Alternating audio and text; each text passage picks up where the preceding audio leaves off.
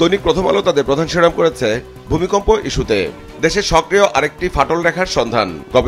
গবেষণা বলছে ফাটল রেখাটি একটি অংশ ভূমিকম্প প্রবণ, যা বাংলাদেশের ভেতরেও পড়েছে।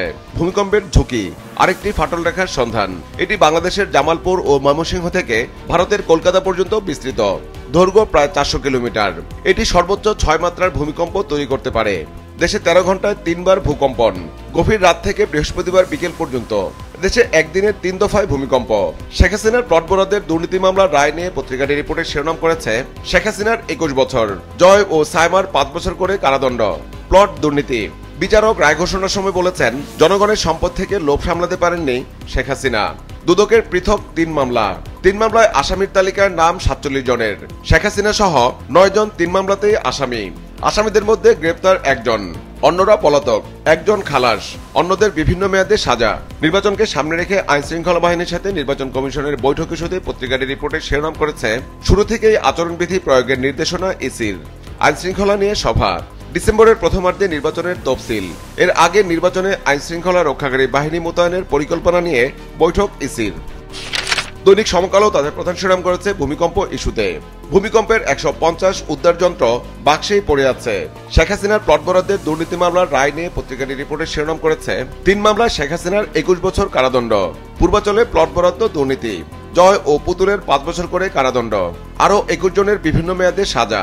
প্লট বরাদ্দের দুর্নীতি মামলার রায়ে আদালতের পর্যবেক্ষণ নিয়ে পত্রিকাটি আরও একটি প্রতিবেদন করেছে, যার শিরোনাম দেওয়া হয়েছে বিশেষ বরাদ্দ না দেওয়ার নির্দেশ আদালতের। রাজুকের প্লট বিধিমালার অপব্যবহার করে 1,500 প্লট বরাদ্দ।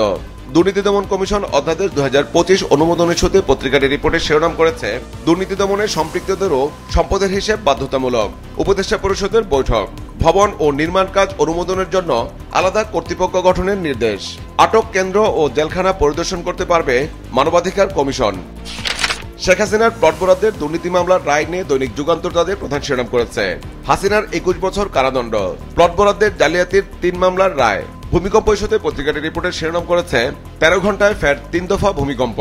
অন্তর্বর্তী সরকারে থাকা 2 ছাত্র উপদেষ্টাকে নিয়ে পত্রিকাটি একটি বিশেষ প্রতিবেদন করেছে, যার শিরোনাম দেওয়া হয়েছে 2 উপদেষ্টার পদত্যাগ আগামী সপ্তাহে। নির্বাচনে অংশ নেওয়ার প্রস্তুতি। পদত্যাগ করতে যাচ্ছেন স্থানীয় সরকার উপদেষ্টা আসিফ মাহমুদ ও তথ্য উপদেষ্টা মাহফুজ আলম। 8 ফেব্রুয়ারি জাতীয় নির্বাচনের সম্ভাবনা। এর আগে ভোটার তালিকা চূড়ান্ত হচ্ছে 5 ডিসেম্বর এবং 10 ডিসেম্বরের মধ্যে তফসিল ঘোষণা। দৈনিক কালের কণ্ঠ তাদের প্রধান শিরোনাম করেছে শেখ হাসিনার প্লট বরাদ্দের দুর্নীতি মামলার রায় নিয়ে। শেখ হাসিনার 21 বছর, জয় ও পুতুলের 5 বছর কারাদণ্ড। পূর্বাচলে প্লট জালিয়াতির মামলা।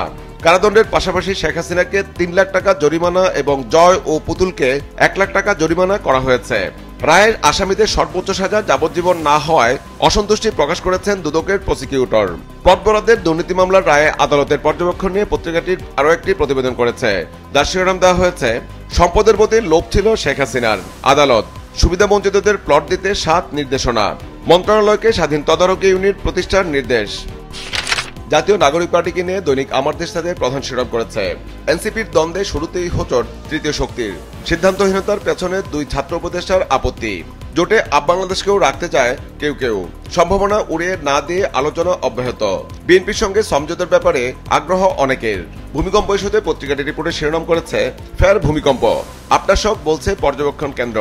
শেখ হাসিনার প্লট বরাদ্দের দুর্নীতির মামলার রায় নিয়ে পত্রিকাটি রিপোর্টে শিরোনাম করেছে প্লট জালিয়াতি মামলায় শেখ হাসিনার 21 বছরের সাজা, জয় ও পুতুলের 5 বছর করে।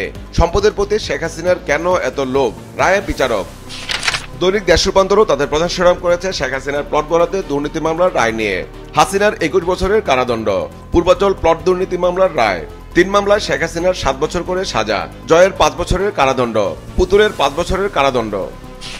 আগামী সংসদ নির্বাচনে জামাতের অবস্থান নিয়ে দৈনিক কালবেলা একটি বিশেষ প্রতিবেদন করেছে, যার শিরোনাম দেওয়া হয়েছে জামায়াতের টার্গেট 150 আসনে জয়, আসন সমঝোতার কাছাকাছি 8 দল।